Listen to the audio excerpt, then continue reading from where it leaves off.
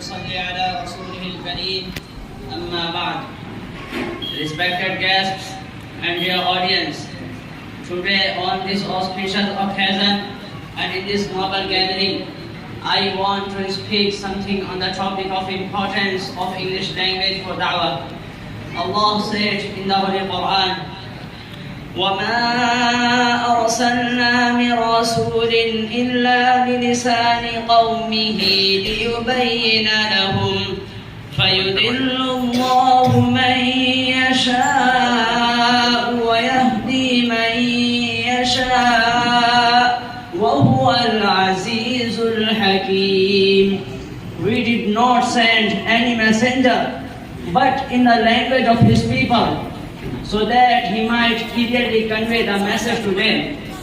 So Allah lets go astray whom He wills, and lets find guidance whom He wills, and He is the mighty, the wise. Language is a means of communication for people. From this viewpoint, every language has its own importance. It can be used to convey a message to the speakers of the particular language. But if any language secures international status, it was more significant, since it will have a vast perspective for any activity to be carried out through that medium.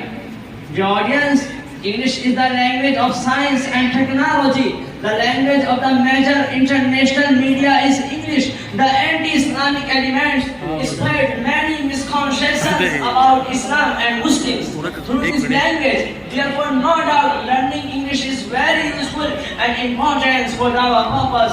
We should learn this language due to its importance. I recited in the beginning and the end of our call is praise be to Allah, the Lord of all the worlds. Wa akhiru da'wana alhamdulillahi rabbil alamin.